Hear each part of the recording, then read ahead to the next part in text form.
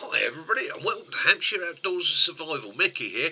Okay, just a quick footnote for you guys. In this video today you are going to see belt kit, you're going to see a Lavvu, you're going to see the Kelly kettle, you're going to see a part of the beta site that we don't show many people.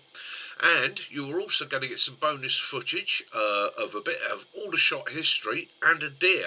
Now this deer, you're going to see us basically attempting to move the deer off the field, and the reason behind this is that field is due for cutting in the next 12 hours, and unfortunately we realised by the way the doe was acting she had a fawn in the field, and what tends to happen is the fawns will duck down and hide from predators and won't move, and then the obvious happens. And so we decided amongst ourselves, both being good farm lads and country boys, what we'd do is endeavour to get some footage of the deer, get as close as we could and move her off. And what will happen then is the deer will head for cover with the youngster, get the youngster into cover on the edge of the field or in the woodland, and will endeavour to try and lead us off. And hopefully what it means is if they come in to cut the field, that fawn is safe. And yeah, guys, enjoy the video. Mickey out.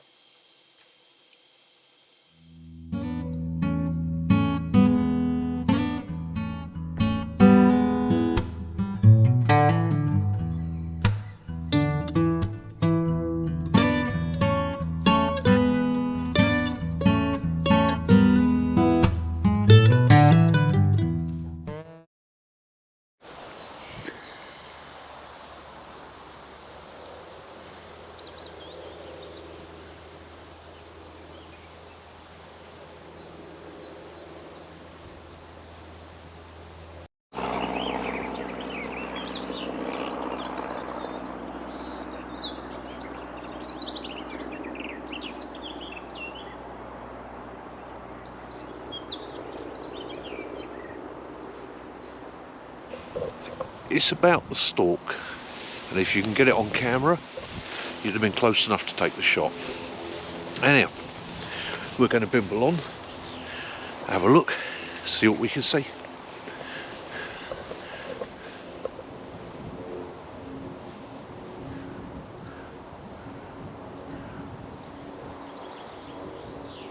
See how Mac is just walking quietly and steadily towards the deer.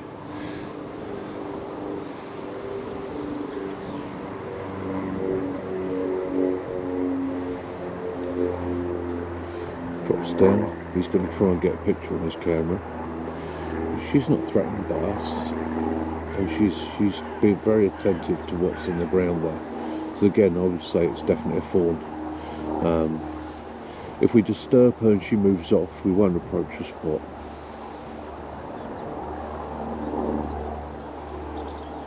You see the heads up. She's looking, she's sensed Mac because he's moving. Oh, she's having a look. There we go. Off she goes. And there goes the fawn. Yeah, she's got a fawn with her. Mac. Right, so I'm going to set my Kelly kettle up. We're on a bit of damp ground here. It's grassy, there's not too much of a fire risk, however this is somebody else's property, so I want to be cautious. It's got a little circle of oaks, so what I'm going to do, I'm going to cut myself a square of turf, and again, British Army survival knife comes into its own.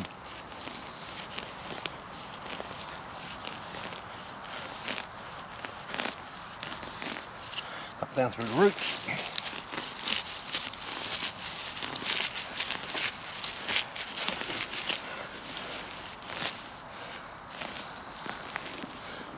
Use the blade as a pry. Lift the turf out.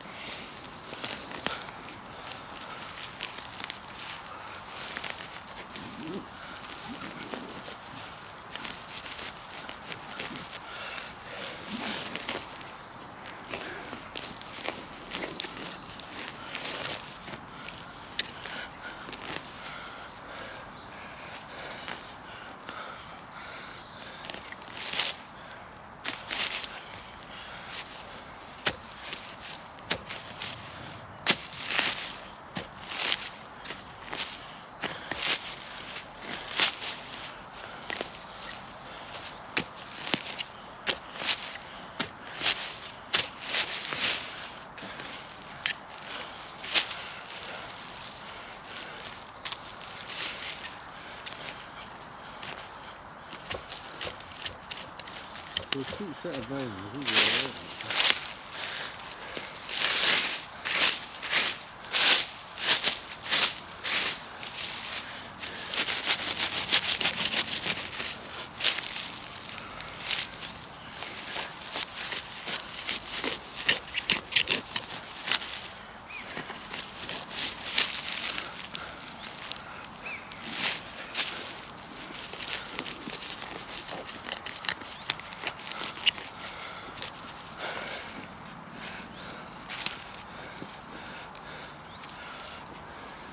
Check for roots, move any earthworms, don't want to kill them.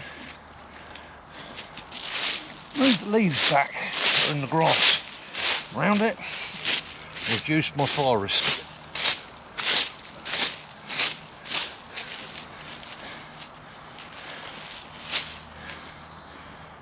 There you go, little buddy, you go over there, it's a good saw this.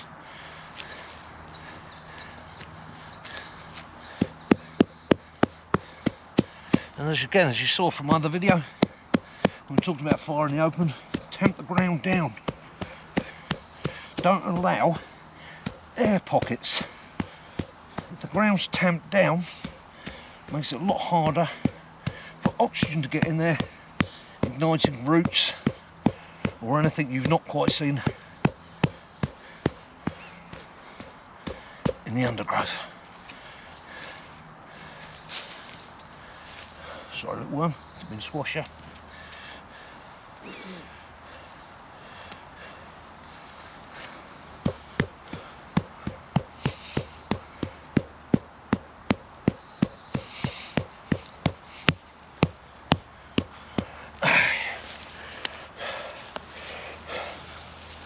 Then we can take our turfs that we've cut, form just a little bit more soil as a barrier and a windbreak.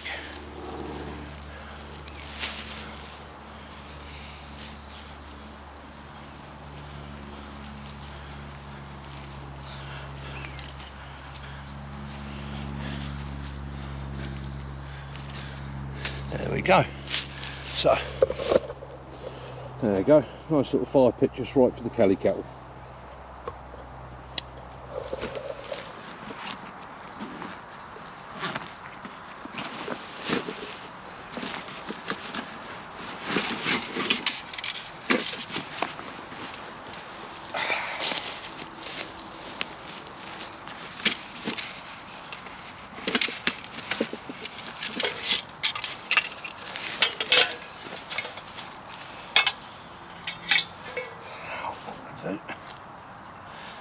Place the cook set there, stove on top,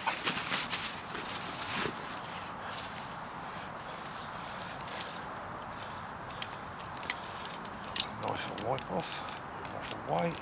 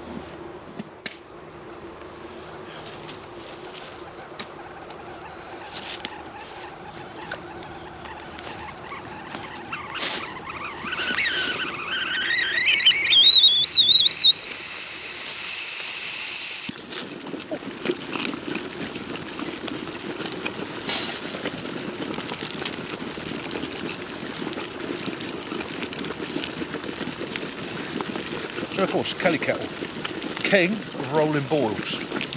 So if you're sterilising water, you're in a survival situation, I'd recommend it.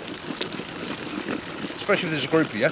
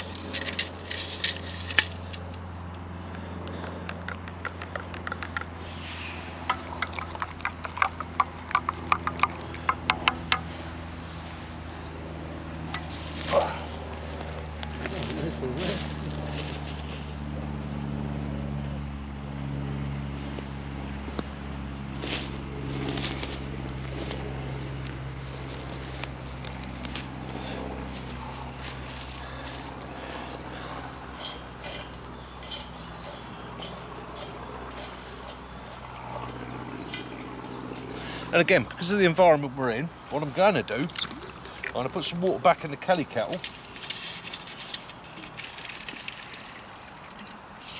Stop the Kelly kettle from running dry. And I've got embers and ashes there which I don't want. So if I place that back on there, again it creates a draw as the heat rises, pumps more oxygen in, and will reduce that to nothing but ash in just a few minutes. And then I have no fire risk.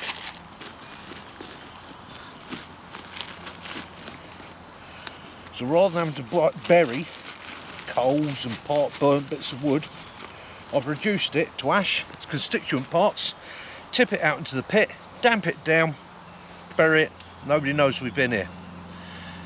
Simples. Yeah, let's get a brew on.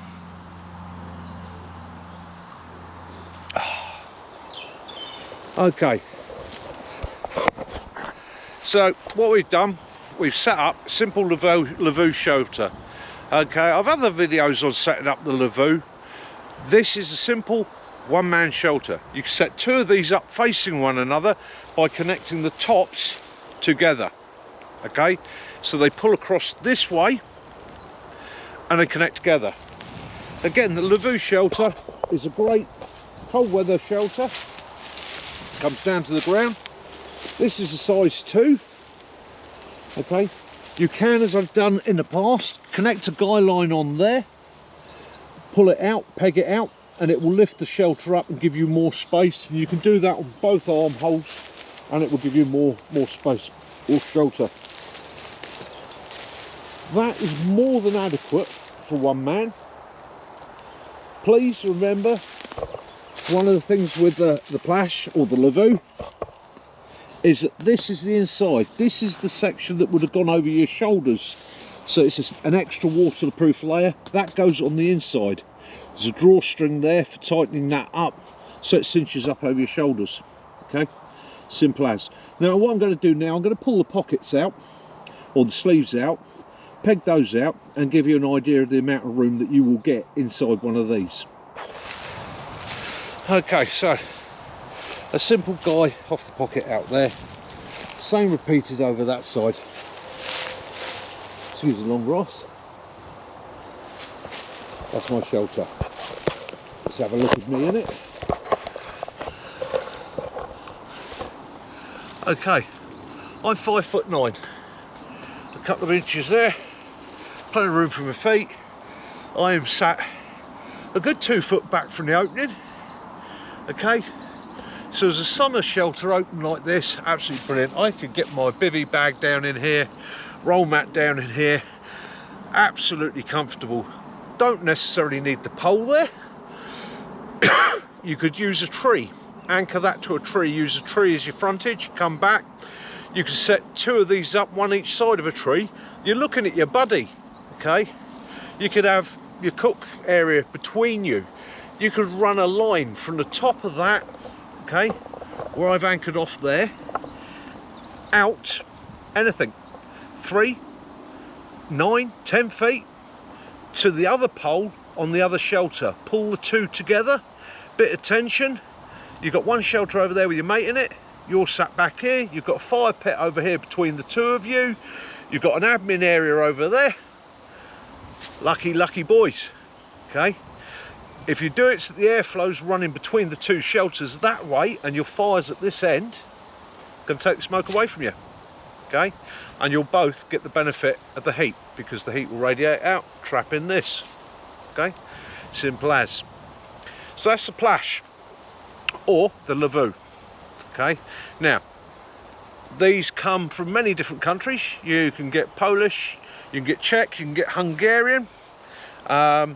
Yeah, the Polish were reckoned to be the best, okay, the best constructed. This is not the largest size. This is a size 2, which is the most common size you're going to find now. The largest ones are getting very difficult and ridiculously stupidly expensive. However, I am 5'9". Okay, I fit in this, not a problem at all. If you're a 6-footer, maybe different. And the thing to remember with the Lavvu is it's a cape. So it was actually engineered to fit on a guy and come down to his ankles, not right down to the ground. So if you're 5'9" like me, and you buy the biggest Lavvu they've got, and then you try and wear it as a cape, ain't gonna work. It's gonna be dragging in the mud, you're gonna damage it and knacker it. And what do you want from shelters, especially this time of year? You just want something to keep a little bit of mist off, a little bit of wind off. And I think these are awesome. In the winter months, 2 of these buttoned together, 2 guys in one of these, canvas traps the body heat, absolutely fantastic, absolutely fantastic. A little bit snug, I'll admit, but if you imagine 2 of these connected together, that's a good 4 feet between me and the other guy. One central pole, we're laughing, okay? And we'll do that come the winter. So that is the Lavvu, okay? That's my Lavvu in its summer rig. The other section's over there, okay? And me and Mac will be coming back to this at a later date and doing some camps out on it. Mickey out.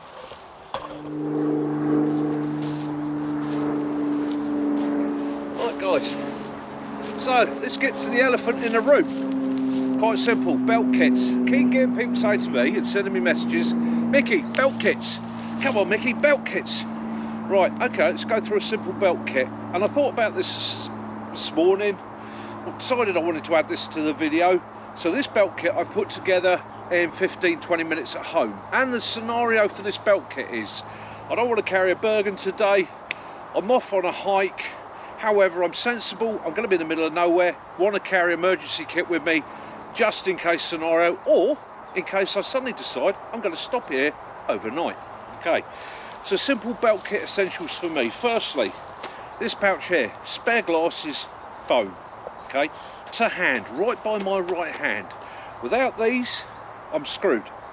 So spare glasses, mobile phone, contact an emergency. Next, emergency fire lighting kit, okay, all contained in there, along with some tinder in a waterproof sealed box. Next, I've got a litre of water carried in there. Next, food.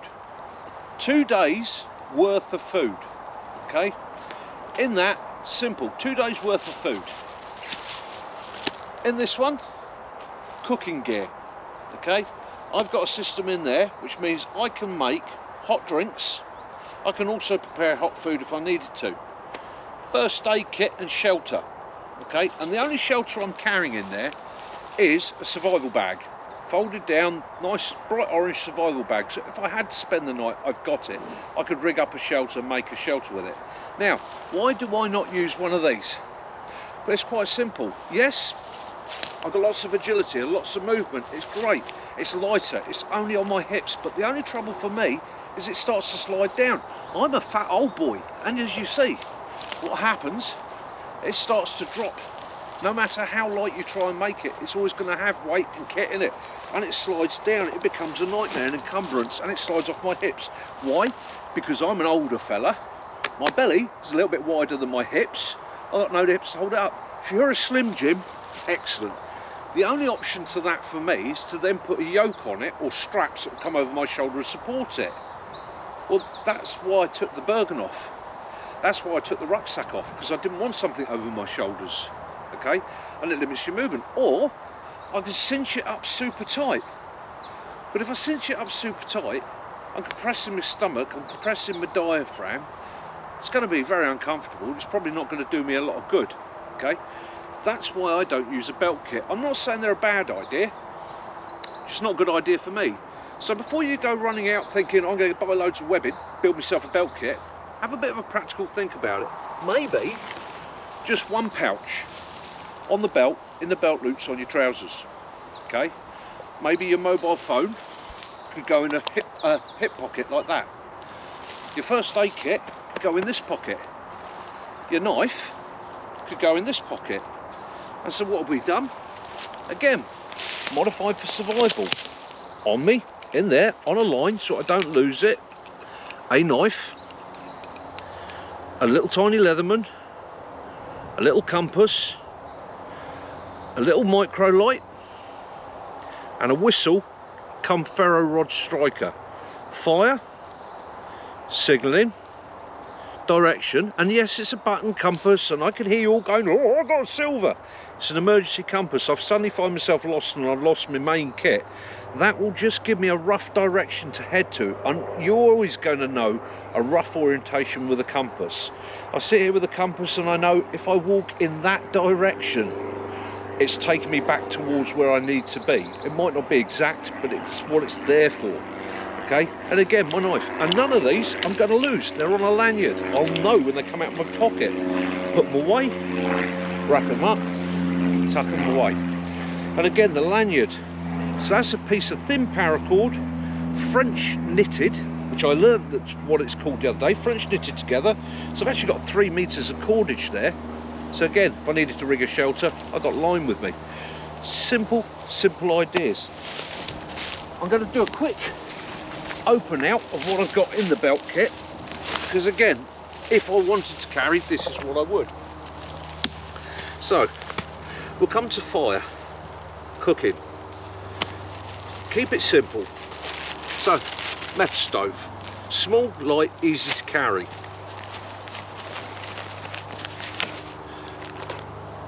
A billy can, okay? I don't need a cup, I've got a billy can, okay? With a brass wire bail handle, but I've also wrapped 3 meters of brass wire around it. So I can also make snares, I can repair rigging, I can repair clothing, I can repair a shelter, I can even make a fuse for a car out of that. So that is my cooking and drinking tool, all in one. Coffees, okay? Keep your coffees with your brew kit. That way you're only opening the one pouch, okay? Spare bit of cordage on the side. A bag, okay? In fact, 2 bags. Stand up Ziploc bags. Great for collecting water, great for treating burns. Space blanket. Good for rigging shelters, good for keeping yourself warm, okay? That's in there. So, what was also in that tin,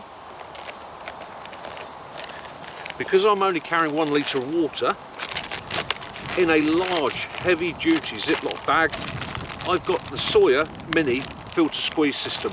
So I can purify water on the go, okay? If I run the water through that and then boil it, I'm pretty much good to go. I haven't got too much to worry about. That's going to sterilise my water. Saves me having to carry loads of it. Okie doke, let's go to the next pouch. Next pouch, we open out. This is an odds and ends pouch. Meds, simple meds there. Dressings, simple dressings. An extremely powerful, small and efficient torch. Not for seeing where I'm going, purely for signalling. It's a super bright torch. I can recommend that to anybody. Emergency rations. Okay, I'm not going to boil in the bag. This is an emergency. It's the middle of summer. Here, all these are is pretty much what they call them, muffins, right? So bun, blueberry in rations, last forever. So blueberry, maple, blueberry, 4 of them. Now, if if I had to eke it out in an emergency, okay, this will keep me going. One of these a day will be enough to just feed my body and give me the minimum requirement, okay. 2 days, I'm living like a king, happy days. Also in here, smoke. That's a simple paintball smoke screen, okay. Again, if I'm halfway up a mountainside or I'm in a situation and I need to signal for help, I can see that aircraft, I can strike that and let it know where I am. Silooms, always a great thing to have in your kit. Right, these are in blue. Again, put them on a lanyard, swing them around above your head to signal, or you can just use them as an emergency lighting system. Saves the battery on the torch. In the back here, to go along with the meth stove, the small folding tin stove, but it also doubles up as a stick stove. So if I run out of meths, I've got something I can burn sticks on, even debris if need be. Tucked in the bottom, made by Flintronic, backup ferrocerium rod, backup, little portable bellows for lighting my wood stove, backup whistle, and that all lives in there. So that's a survivor pack all on its own, okay. And of course, in the bottom of that kit, I keep a small penknife. So that's what lives in there. Doesn't need to be discussed really, but 1 litre of water. You've got the bags, you've got the purification kit, maintain the water on the go. We come back round to the next one. Sealed up in there. Because we have fire systems, or systems to have fire with, waterproof matches, beeswax candle, bit of jute string, another fire lighter, and a bit of rubber tyre in a tube. All brilliant resources for making fire in wet conditions. Again, sealed up, nice and dry. That lives in there as well. Come back round here. Big ferrocerium rod. It lives in my glasses pouch. That way I don't lose it, and it's right to hand. Spare pair of spectacles. And my mobile phone sits nicely in the back there. Last pouch, and probably the most important pouch, on the front here, 5 metres of bank line. Okay, super strong, reliable, will last forever. In the front section, head torch. You might need to see where you're going at night. That there is a survival bag. Bright orange survival bag. We've all seen these advertised. I'd recommend it to carry in your kit. Like that, okay? All-weather survival bag. Bright orange, can be seen easily by aircraft. And just to back it up, I've got a folded up another space blanket in there, because you can never have too many space blankets. They're light, they're easy to carry. So that all lives in there. And then behind that, in case of emergency, I have a tourniquet and a field dressing. Okay, got the largest field dressing that I can physically get in that pack. Right, so I've got meds, I've got dressings, got tourniquet, got shelter, got fire, got cooking, got food, got rations, got water. Pretty much that belt kit can keep me going easy almost anywhere I want to be. Not necessarily the most comfortable, but for 48 hours I can stick it out. Okay, now in an emergency situation you have to think like this. You're probably not going to realise it's an emergency situation for the first 8, possibly 10 hours. Not until you've actually got stuck, unless you're very unlucky. But you've suddenly got to the point you're losing light. That's usually the point where people go, oh dear, we're in trouble. Okay, you're 10 hours in. Get your shelter up, don't move any further. Find somewhere you can shelter. Get your shelter up, get your heat source going, get a warm drink into you, sit and think about your situation. Okay, if you're somewhere where you're fairly open, start signalling. Okay, regular flashes, that's all you need. People are going to be, what's that going on up there? They'll come and investigate. Or if you've planned properly, people know your route, they know the rough area you're going to be in, and they know you are due back by 7. By 10 they're going to start looking. Hang on, there's a light flashing up on the hillside there. That must be Mick. Okay? Again, if you're in a situation where you think you're going to lose consciousness, take your siloom out. Before you lose consciousness, crack that siloom, put it in the highest position you can. Right? If you lose consciousness, that light's going to glow for 12 hours. Somebody will see it in the night, and hopefully you'll get some aid. If you're not injured, have a scoff, ration your scoff. You don't know how long you're going to be there. Right? Make yourself as comfortable as you can. Get on with it. And this is just 15 minutes. Bung this together quick, okay, as a belt order survival kit. All this kit, personally, I would carry either in a bag or, and I will demonstrate it another day, I've actually got what I call, well, they are called fisherman's vests. It's one I use for shooting, and it has a series of pockets in it which will carry all this quite comfortably, okay, and a lot easier than wearing a belt around your middle. Anyhow, that's Mickey. That's my thoughts on belt kits. For some, I know there's some of you out there that will use belt order and it works for you, right? You've rigged it up, made it fit yourself. However, this is just my take on it. Let me know what you think. That's belt kit. Mickey out. There we go. So that's us. We've been out. I've taken the Lavvu down. We've had a brew. We've had a couple of hours out here. It's been really, really nice. But again, like I say, got commitments for tomorrow. Max had a good time. You had a good time, Mac? Yep. Yeah, excellent. And as we always say, no traces left. Fire pits filled in, a little bit of water in there as well to help the roots of the grass get back going again. Can't really see where I had the Lavvu other than a little bit of crushed grass, but that'll soon come back. And again, where we are here isn't where the farmer's going to be harvesting hay, unlike out there. So that's why we use this area here. So that was awesome. I'll hand you back to Mac and we will get our asses out of it. We will do what, as they say.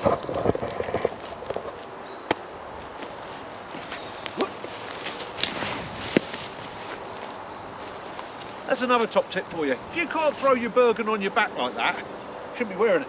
It's too heavy. Adjust it, knock the weight out. Last quick look round, nothing there. Guys, this has been Mickey and Mac, Hampshire Outdoors and Survival and the Hampshire Hog Hunters. Guys, be good wherever you are. Have a great day. Please like, subscribe, ring that notification bell for better for other videos. Have a great time wherever you are. Love those you do, forgive those you don't, and always peace and light be upon you all. This is Mickey. Mickey out.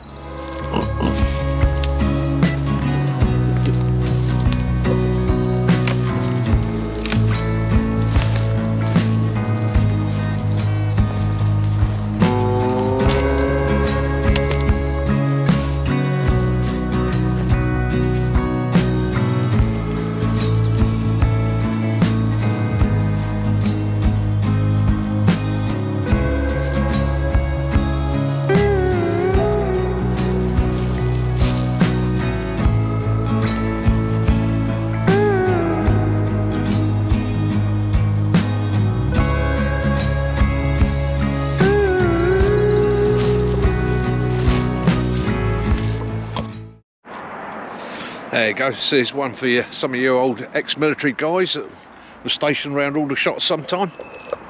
Remember this bridge?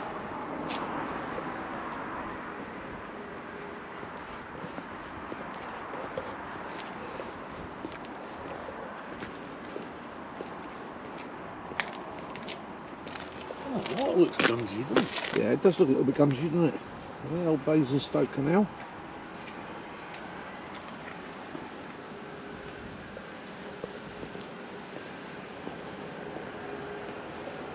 There's the flash.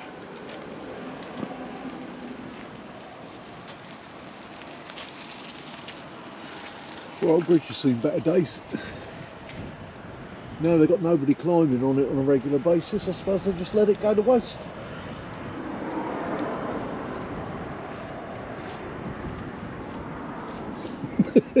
Look at the state of that water. You sure me and you want to go canoeing on that next week?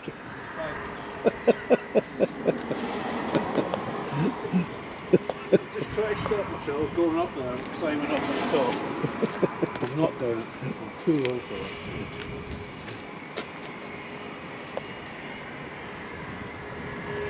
I won't get the air food in, just in case. Yeah, so that any of you ex-para guys that remember this bridge, yeah, nobody climbs on it anymore. Shame really.